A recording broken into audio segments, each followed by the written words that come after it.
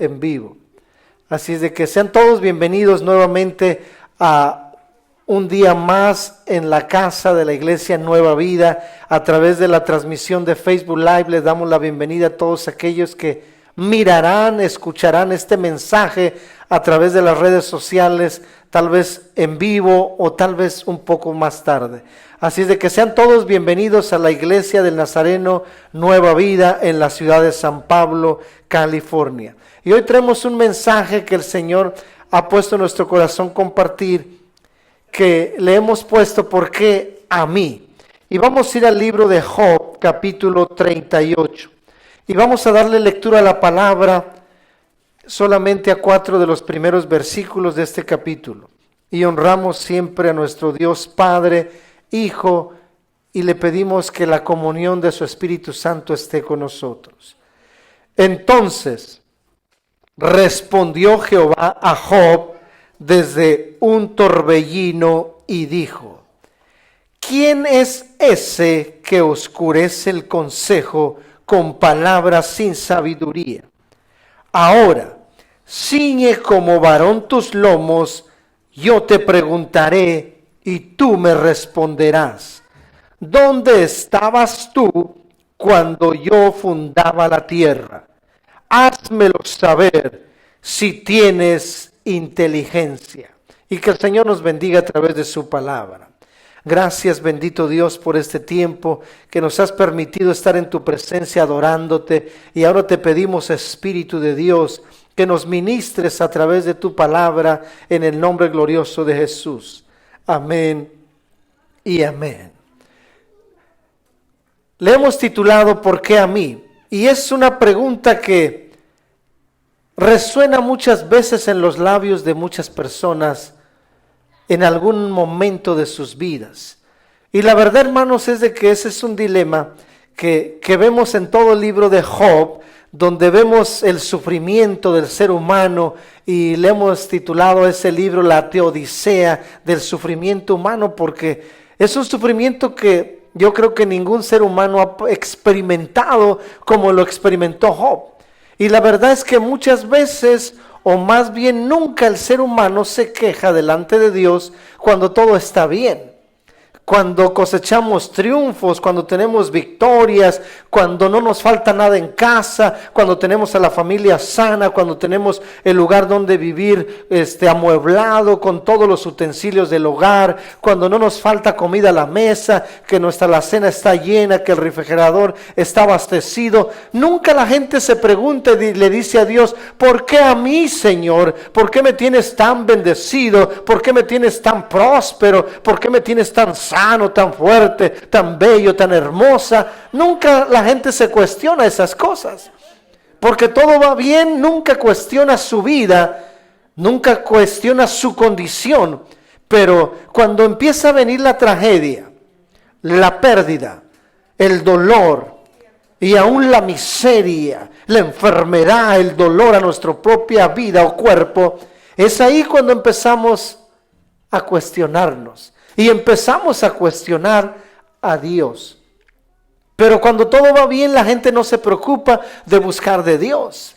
Cuando aún la iglesia del Señor, que decimos ser cristianos, cuando todo va bien, vamos al culto cuando queremos, diezmamos, ofrendamos cuando queremos, y si podemos, servimos. Es así la vida del cristiano hoy. Después de la pandemia, hermanos, la iglesia se extravió. Unos están en el aire, flotando, porque no se congregan en ningún lugar.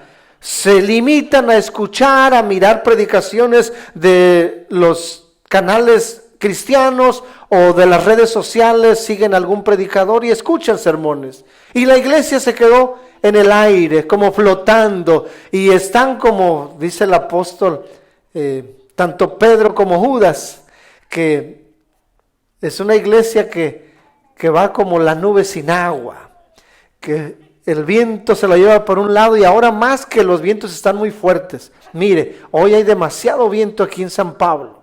Así es de que para donde lo lleve el viento, para allá va el cristiano de hoy. Como una nube sin agua que no tiene peso, y entonces el viento se la lleva por doquier. Entonces, yo sé que eso es en otras iglesias, porque la iglesia de San Pablo, la iglesia Nueva Vida es fiel a Dios. Así es de que los hombres y mujeres fieles están aquí, leen la Biblia, oran, ayunan, buscan de la presencia de Dios y se meten con Dios todos los días, interceden por las almas. Así es de que eso es para otra iglesia, pero no es para este lugar. La gente nunca se cuestiona cuando todo va bien, hermanos, y nunca cuestionan a Dios por su vida. Cuando todo está bien, cuando todo es abundante, pero cuando vienen las cosas que se empiezan a complicar en nuestras vidas, empezamos a cuestionar. Y leímos solamente 4 versículos del capítulo 38 de Job, pero vamos a ver qué hay de trasfondo en la vida de Job. Capítulo 1, vemos que Jehová habla y da testimonio de este hombre llamado Job, que en este momento está padeciendo. Pero en el capítulo 1, Dios empieza a dar testimonio y fe de quién es Job. Y empieza a decir, le dice a Satanás, ¿no has considerado a mi siervo Job? Que no hay otro como él en la tierra. Es un varón perfecto, recto, temeroso de Dios y apartado del mal. Y yo sé que aquí hay puros hombres y mujeres así. Hombres y mujeres perfectos, rectos, en todo, en conciencia, en mente, en cuerpo y en espíritu, que buscan y son la presencia de Dios y que temen al pecado más que a cualquier otra cosa. Yo sé que esos hombres y mujeres están aquí. Y los que no son así no vinieron hoy. Y tampoco es usted que me está viendo, escuchando, ¿verdad? Así es de que Dios empieza a dar fe y testimonio de quién es Job, pero Satanás responde y le dice a Dios, oh, ¿acaso teme o sirve de balde a Dios este hombre? Pues mira cómo lo tienes, bendecido, prosperado, todo lo que un hombre, una mujer desea lo tiene. Así es de que lo tienes cercado, cuidado, protegido y prosperado. Así es de que, ¿acaso te estás sirviendo de balde? Y entonces viene ahí ese que muchas veces nosotros cuando leemos este libro decimos, pero ¿por qué Dios permitió eso? Y entonces Dios le permite a Satanás. Y aunque Satanás responde en el verso 19 del mismo capítulo 1, dice, ¿acaso teme Job de balde? Y entonces Dios le da permiso, hermanos. En el verso 12 de ese mismo capítulo 1, Jehová le da permiso a Satanás de tomar todo. Y todo es la extensión de la palabra todo, de lo que Job tenía. Le da permiso de tomar todo, incluso, hermanos, la vida de sus hijos, de todos sus ganados, bienes, posesiones, de todo. Y entonces bien empieza la tragedia sobre Job. Y dice que no viene un criado a darle una mala noticia, cuando apenas se empieza a retirar ya viene otro a darle una nueva. Y yo creo que nadie ha experimentado en ese sentido el sufrimiento humano como Job. Y entonces Dios en el capítulo 2 vuelve a decirle a Satanás, pero para eso Dios habló, Satanás responde, Dios da permiso, pero también viene una respuesta de parte de Job, porque él fue el que sufrió, el que estaba padeciendo aquella pérdida, aquel sufrimiento, y Job responde ante la situación de su vida y dice, desnudo salí del vientre de mi madre, y desnudo volveré allá. Jehová dio, Jehová quitó, alabado sea el nombre de Jehová. Entonces Dios da un testimonio, Satanás responde, Dios da permiso y Job también responde por su situación. Y en nada de eso dice que él pecó contra Dios. Y yo no quiero decirte que tú has pecado por la situación en la cual tú estás viviendo hoy. Tal vez Dios ha permitido cierta situación en tu vida. Y tal vez hoy te estés preguntando, ¿por qué a mí? ¿Por qué estoy viviendo tal situación? ¿Por qué mi vida va como va? ¿Por qué mi matrimonio está roto? ¿Por qué mis hijos viven desordenados? ¿Por qué mis finanzas están por los suelos? ¿Por qué mi negocio no ha prosperado? ¿Por qué he perdido mi casa? ¿Por qué he perdido mi trabajo? ¿Por qué he perdido mi auto? ¿Por qué he perdido mi salud? ¿Por qué tengo mi esposo en cama? ¿Por qué tengo mi esposa en el hospital? ¿Por qué tengo mis hijos en la prisión? Empiezas a cuestionarte y a decirle a Dios, ¿por qué a mí? ¿Por qué me está pasando esto? Job no había pecado. Y tal vez tú no has pecado, tal vez sí, yo no lo sé. Pero Job responde y en nada de esto ofende a Dios. Y entonces Dios en el capítulo 2, verso 3, vuelve Dios a dar testimonio y fe de Job. Y le dice a Satanás, ¿no has considerado a mi siervo Job?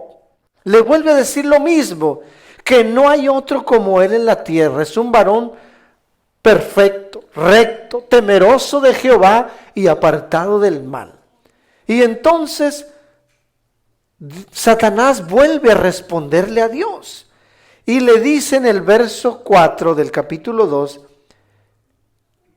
es que no has considerado algo, Dios. Cambia piel por piel. Y todo lo que el hombre tiene dará por su vida. Y la verdad, hermanos, que, bueno, allá en México tenemos un dicho que cuando viene una enfermedad grave a una familia, dice, se acaban ranchos, se acaban vacas, se acaba casa y al último termina muriendo la persona. Porque usted se puede gastar todo lo que tiene en la vida, en bienes o posesiones, y termina en un ataúd. Que el hombre está dispuesto a gastar todo, a dar todo lo que tiene por salvar su vida. Cuando alguien está en el preámbulo de la muerte, daría todo lo que posee por salvar su vida. Al que lo van a fusilar, al que lo van a asesinar, dice, toma todo lo que quieras, pero no me mates. Todos estamos dispuestos a dar todo por nuestra propia vida. Y así es de que Satanás le dice eso a Dios. Cambia piel por piel. Y el hombre es capaz de dar todo lo que tiene para salvar su vida. Y entonces Dios le da una respuesta. Y le dice en el verso 6, he aquí, Él está en tu mano, mas guarda su vida. Ahí está la autorización de Dios a Satanás para tocar la vida de Job. Y ahí empieza la teodicea del sufrimiento humano. Yo no voy a ahondar mucho en esto porque no es el mensaje que quiero traerle en esta mañana. Yo no sé lo que tú estás viviendo hoy. Yo a veces nada más te veo cuando vienes, o si acaso mando un mensaje, tú respondes, o si tenemos una llamada por teléfono, pero yo no sé tu situación de tu vida, así como tampoco sé la de nadie que nos está viendo a través de estos medios. Pero Dios conoce tu situación. Y tal vez hoy te estés preguntando en tu vida, ¿por qué a mí, Señor? ¿Por qué estoy viviendo esto? ¿Por qué perdí a mi padre? ¿Por qué perdí a mi madre? ¿Por qué perdí a mi tío, a mi tía, a mi hijo, a mi hija, a mi hermano, a mi hermana en esta pandemia? ¿Por qué a través de esta pandemia me quedé sin trabajo? ¿Por qué gasté todo lo que tenía ahorrado y ahora estoy en quiebra? Tal vez hay preguntas donde tú te estás cuestionando y cuestionas también a Dios. Y yo quiero ir también al libro de Éxodo, capítulo, empieza desde el 1 al 14, cuando Dios le llama a Moisés. Y cuando Moisés viene a la presencia de Dios y él realmente se quiebra porque él no puede. Y sabemos que Moisés había sido preparado 40 años en el imperio de Egipto como un príncipe. Toda ciencia él la sabía porque él tuvo los mejores maestros del reino. Toda arte, conocimiento de administración del reino. y el arte de la guerra, que era lo que predominaba, 4 áreas en la vida de un hombre de la antigüedad: las ciencias, el arte, la administración, el cultivo de la tierra y el arte de la guerra. Eran 5 cosas. Entonces, él era un hombre preparado más que cualquier hombre en nuestro contexto hoy. Era un hombre preparado. Y después, cuando se va huyendo, 40 años pastorea las ovejas de su suegro. Así es de que tenía 2 preparaciones diferentes. Y es cuando Dios lo llama y le dice: vas a ir y vas a liberar a mi pueblo. Y un hombre tan preparado como Moisés se sintió incompetente. Muchas veces nos sentimos incompetentes. Y cuando nosotros nos damos cuenta de nuestras incompetencias, es cuando Dios empieza a trabajar en nuestras vidas. Y entonces él acepta el llamado, pero primero él le dice a Dios: envía al que has de enviar. Se sintió incompetente, aún siendo un hombre tan preparado. Y muchas veces nosotros nos sentimos incompetentes al llamado de Dios en nuestras vidas. Y cuando realmente atendemos el llamado, decimos: bueno, Señor, iré. Pero ¿qué le diré a mis hermanos cuando les diga: he venido, pero quién les diré que me envió? Y entonces viene la respuesta de Dios y le dice: ¿cómo dice la escritura que dijo Dios? Yo soy el que soy. Entonces nosotros leemos en la traducción de nuestro lenguaje y leemos que dice: yo soy el que soy, y hemos hecho hasta un canto del gran yo soy. Entonces creemos que Dios es ese gran yo soy que va a hacer todo por nosotros, que Dios es omnisciente, omnipresente y omnipotente, y que Dios hará todas las cosas por nosotros.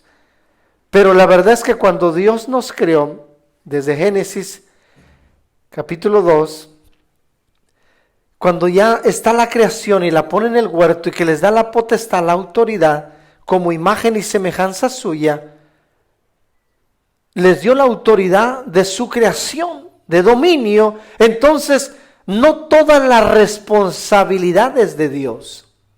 Hay una responsabilidad en nosotros, que nos dio una libertad y un conocimiento y una responsabilidad. Entonces, cuando Dios le responde a Moisés, le dice, leemos que dice: yo soy el que soy. Pero a finales del siglo pasado, quiero compartirles que se descubrió que está mal traducido ese contexto de ese versículo. Y aunque no lo han cambiado en la Biblia, se espera que en este siglo se va a corregir. Porque ya todos los teólogos contemporáneos ya lo dicen en sus libros, en sus teologías, pero no lo han llevado a cambiarlo en la Biblia aún. Porque yo soy el que soy es el pensamiento helénico, el pensamiento griego de su filosofía del razonamiento. Ya saben que los griegos elevan el razonamiento, la mente humana. Y entonces el yo soy es una respuesta del existencialismo, de manera que están queriendo avalar la existencia de Dios en ese versículo, pero en realidad todo el Antiguo Testamento avala la existencia de Dios, porque vemos que Dios se manifiesta en su pueblo en todo su contexto cultural histórico, y manifiesta que Dios tiene ojos, pies, manos, habla, se ríe, se entristece, silba, que tiene todos los atributos de un ser humano, porque usan un lenguaje antropomórfico para darle a Dios una figura humana, para que nosotros podamos entender la esencia, la naturaleza de Dios en cuanto a nuestra propia naturaleza, aunque Dios no tiene un cuerpo como el nuestro. Entonces, esa palabra la agarraron de ese contexto helénico, pero realmente cuando se estudia el pensamiento hebreo y el contexto de esa real palabra, cuando Dios responde, no quiso decir yo soy el que soy, sino dice yo soy el que estoy. Y entonces vemos y entendemos esa palabra yo soy el que estoy en todo el Antiguo y el Nuevo Testamento. ¿Por qué? Porque Isaías dice que aquel niño que vendrá y que traerá el principado sobre sus hombros, ¿cuál será su nombre? Dios fuerte, ¿qué más? Grande, admirable. ¿Y cuál es el otro nombre? Emmanuel, ¿qué significa? ¿Y qué dice Moisés cuando va a salir de Egipto? Dice, Señor, yo no iré. ¿Sí qué? Entonces la respuesta de Dios, yo soy el que estoy contigo. Dios le da una tarea a Moisés. Dice, yo soy el que estoy contigo. Entonces, te estoy dando la autoridad para que tú vayas y hagas y liberes a mi pueblo, pero mi presencia va contigo. Tenemos una responsabilidad como creación de Dios de dominar este mundo, de gobernar, de sojuzgarlo. Entonces tenemos una responsabilidad y otra, Dios tiene un compromiso y un pacto de que Él estará con nosotros. Entonces, entendiendo esa imagen, entonces podemos visualizar también a Job, que Job también tenía una responsabilidad sobre esta tierra. Entonces, usted y yo, hermanos, tenemos una responsabilidad en esta tierra. Y Dios tiene el compromiso y el pacto de estar con nosotros. Entonces, entendiendo esto, hermanos, podemos repensar la situación de nuestras vidas y cuestionarnos nuevamente cuando decimos, Señor, ¿por qué permites la injusticia? ¿Por qué permites que haya tanta pobreza? Entonces el Señor podía respondernos, ¿qué estás haciendo tú con tu justicia? ¿Qué estás haciendo tú por la pobreza? Oh Señor, pero mira cuánta maldad, mira cuánta miseria. ¿Qué estás haciendo tú? Porque queremos que Dios obre y haga todo Él. Decimos, oh Señor, está fallando tu justicia. ¿Y qué estás haciendo tú? Oh Señor, mira, esos están muriendo de hambre, tanta miseria, tanta pobreza, tanta escasez. ¿Y qué estás haciendo tú? Entonces podemos repensar la situación de nuestra vida cuando queremos cuestionar a Dios y decirle, ¿por qué, Señor, permites esto? ¿Por qué permites lo otro? Mira cuánto asesinato, mira que cuántos hombres y mujeres se están quedando en las calles, mira que cuántos enfermos en el hospital, mira que cuántos encarcelados. Y entonces Dios nos puede decir, ¿y qué estás haciendo tú? Que eres mi imagen y mi semejanza en esta tierra, mi representante. Yo he prometido que estaré contigo, no que yo haré todas las cosas. Y nosotros nos han metido una idea del cristianismo y de ese Dios que lo hará todo. Y entonces, ¿qué hay de nosotros? ¿Qué hay de nuestra responsabilidad? Porque si no, hermanos, entonces ¿Dios va a trabajar por nosotros? No, usted y yo trabajamos. Cuando hay injusticias, Dios siempre obrará de alguna manera, pero ¿cómo está nuestra justicia? ¿Cómo está nuestra bondad hacia el más desposeído? ¿Cómo está nuestro cuidado por el desamparado? ¿Cómo está? Hermanos, tenemos que cuestionarnos la situación de la vida a nivel también social, familiar, de manera que nosotros somos responsables de muchas cosas que le dejamos todo a Dios. Pero Dios dice, yo he prometido estar contigo. Y por eso Jesús mismo dice, yo me voy, dice, pero nunca os dejaré solos, porque yo voy a estar con vosotros todos los días hasta el fin. Entonces, esa fue la promesa también de Cristo. Y es más, dice, me voy y no los dejaré solos. Mandó su Espíritu. Entonces, todo eso avala el pensamiento de esta teología, de este cambio esencial que le van a hacer a ese versículo que se ha traducido mal. Que es, yo soy el que estoy, el que va contigo. Entonces, entendiendo esto, hermanos, tenemos que repensar cuando cuestionamos a Dios sobre todas las cosas que acontecen en nuestras vidas. Y Job era justificable que pudiera decir, Señor, ¿por qué a mí? ¿Por qué me está pasando esto a mí? ¿Por qué me quitas a mis hijos? ¿Por qué me quitas mis bienes? Tanto que he trabajado, tanto que me he esforzado. ¿Y por qué me está pasando a mí, Señor? Job era justificable una respuesta o un cuestionamiento a Dios. Porque Dios mismo da fe y testimonio de que Job es un hombre perfecto y recto, apartado del mal, temeroso de Dios. Vemos el testimonio que Dios da de la vida de Job. Entonces, él podía cuestionar a Dios.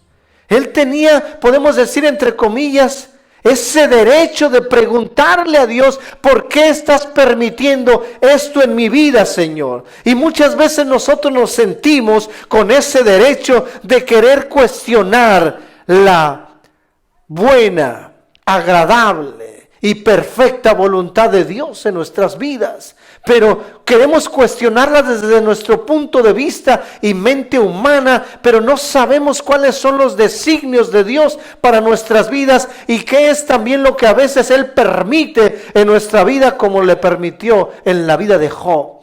Y a veces queremos ponernos en la posición de Job y querer levantar un cuestionamiento a Dios y decirle, ¿por qué, Señor, estás permitiendo que mi matrimonio se esté disolviendo? ¿Por qué permites que mis hijos pasen esto? ¿Por qué permites tanta tragedia en mi vida, tanta miseria, tanto dolor, tanto sufrimiento? Y empezamos a levantar esa queja delante de Dios. Y Job, podemos decir que él tenía derecho. Dios dice que él era un hombre perfecto, recto, temeroso de Dios y apartado del mal. Y entonces Job empieza en su mente a divagar en pensamientos y querer cuestionar a Dios. Y entonces él empieza a cuestionarse. Y en el capítulo 23, acompáñeme ahora sí a este capítulo 23 del libro de Job.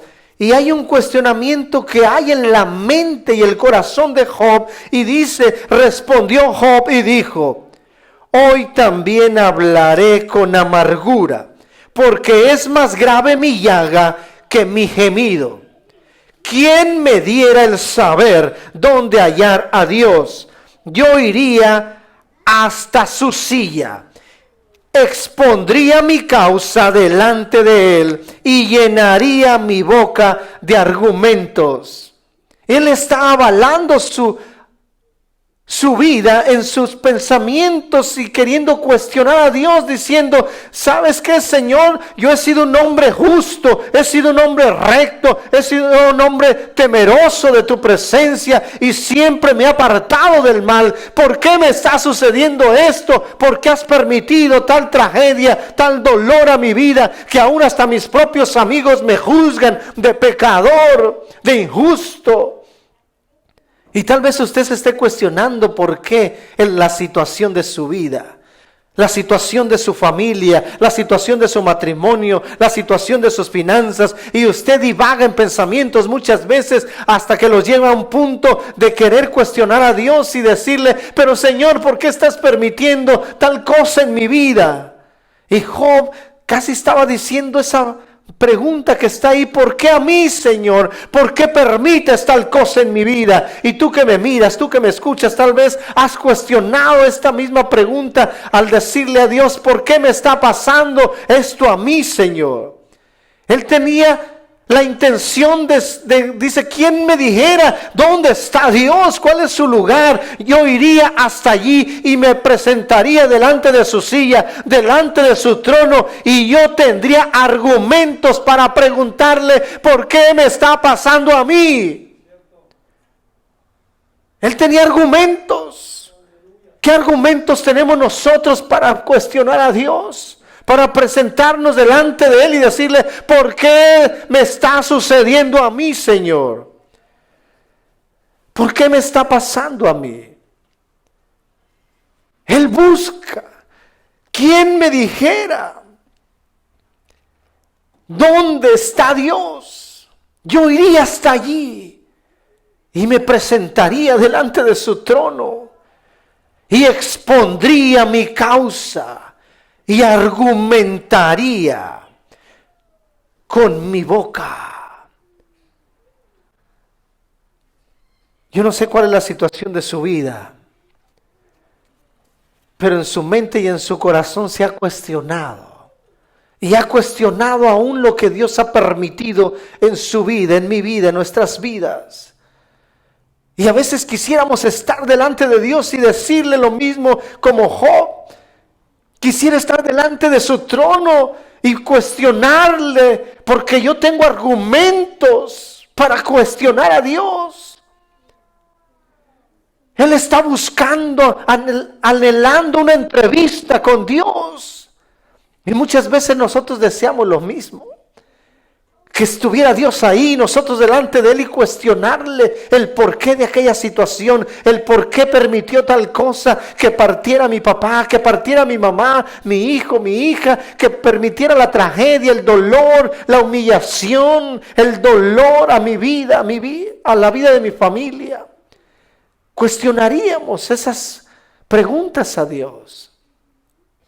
Dios escucha y Él a menudo también guarda silencio, porque Dios no le respondía. Vemos desde el capítulo 1 hasta el capítulo 38 es que Dios habla y responde a Job. Muchas veces Dios guarda silencio en cuestiones que tienen que ver con nuestras vidas, con nuestra responsabilidad como su viva imagen y semejanza en la tierra. Dios nos dio una autoridad, nos dio una responsabilidad de ejercer el dominio sobre esta tierra. Así es de que no todo le corresponde a Dios. Él prometió estar con nosotros. Y todo lo que pasa y surja, a veces tiene que ver con nuestra vida y a veces Dios lo permite. Pero ¿quiénes somos para cuestionar a Dios? Estaríamos como Job buscando esa entrevista y tendríamos argumentos suficientes para decirle a Dios, ¿por qué lo permites, Dios? Si yo he sido como Job, un hombre, una mujer perfecta, recto, temeroso de Dios y apartado del mal, ¿tendríamos esos argumentos? ¿Qué argumentos tenemos para querer esa entrevista con Dios y cuestionarle de la situación de nuestras vidas? Entonces Dios le concede la entrevista y ahí es donde empezamos. Job capítulo 38. Dios le concede la entrevista. Job la anhela, la busca, estar delante de Dios y argumentar con sus labios el por qué le está sucediendo eso en su vida. Y verso 1 del capítulo 38. Entonces respondió Jehová a Job desde un torbellino y dijo: ¿quién es ese que oscurece el consejo con palabras sin sabiduría? Job encontró lo que deseaba. Él deseaba estar delante de Dios y argumentar con sus labios y cuestionarle a Dios y decirle: ¿por qué a mí, Señor? ¿Por qué has permitido toda esta situación en mi vida? Y tal vez usted ha cuestionado también. Y usted ha querido esa entrevista con Dios. Pues aquí está la entrevista. Aquí está la respuesta de Dios. Si el hombre busca, encuentra. Porque la palabra de Dios nos enseña que Cristo en su ministerio dijo: el que busca hallará, el que toca se le abrirá. Así es de que, hermanos, Job encontró la entrevista. Dios le respondió. Pero aquí viene lo bueno, hermanos. Verso 3. Ahora, cíñete como varón. Cíñete como varón. Cíñete.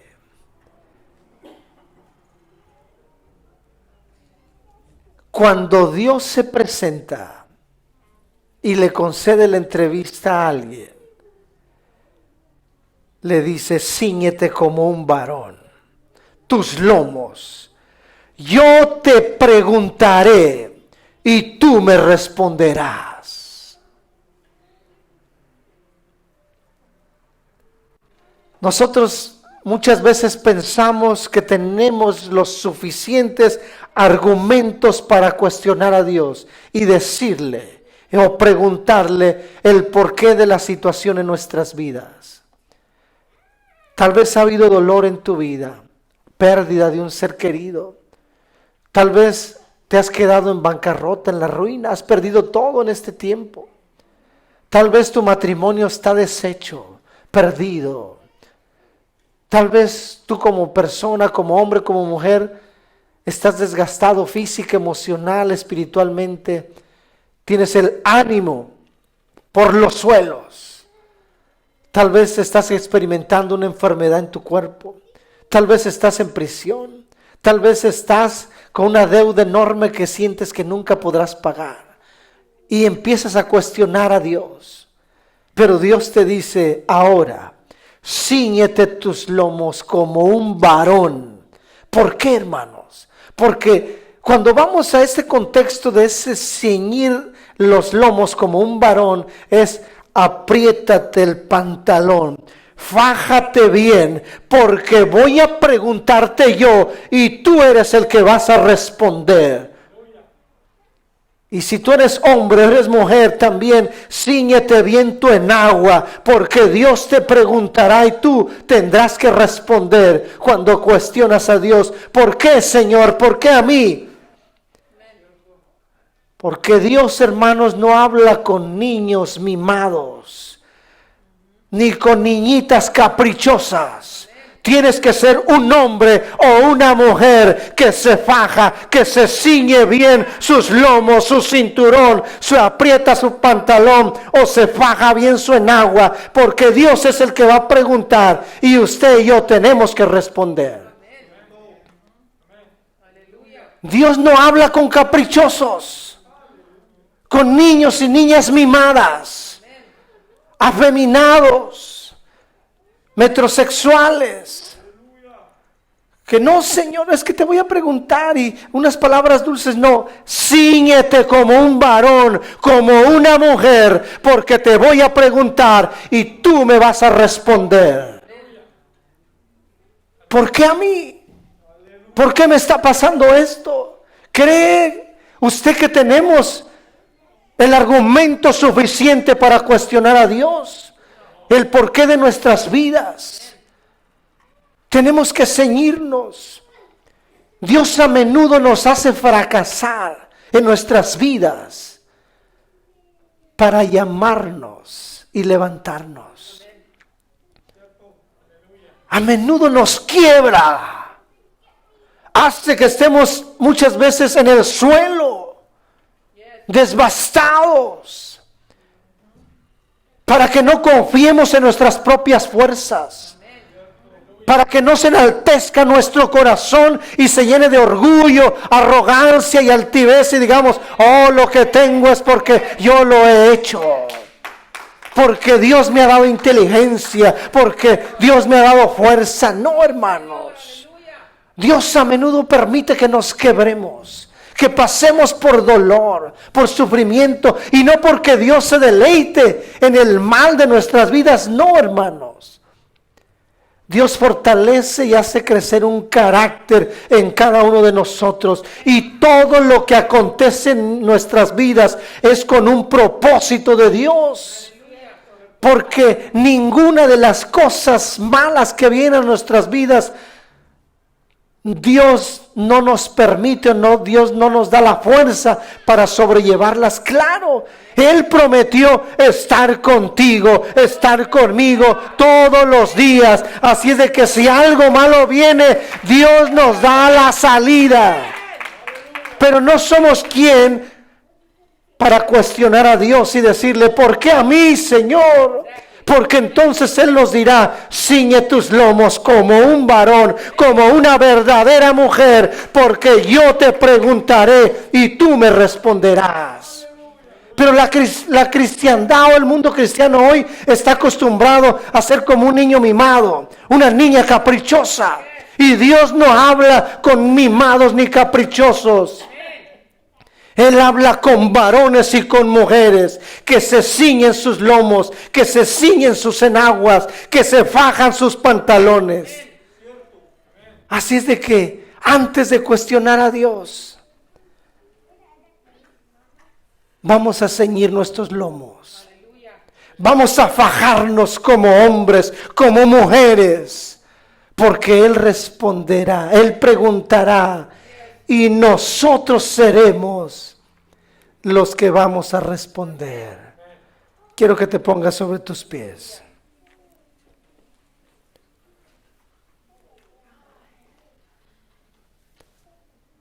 El pueblo de Israel estaba en Egipto. No tenía nada que darle a ese Dios que los iba a sacar de ese cautiverio. A menudo el Señor quiere que no tengamos nada, que estemos quebrados, para que nuestra mente no nos engañe y pensemos que todo lo que hemos hecho, logrado, lo tenemos por nuestra fuerza, por nuestra inteligencia. A menudo también Dios permite la tragedia, el dolor, el sufrimiento, pero en ningún momento podemos atribuirnos ese deseo y ese anhelo de cuestionar a Dios por todo.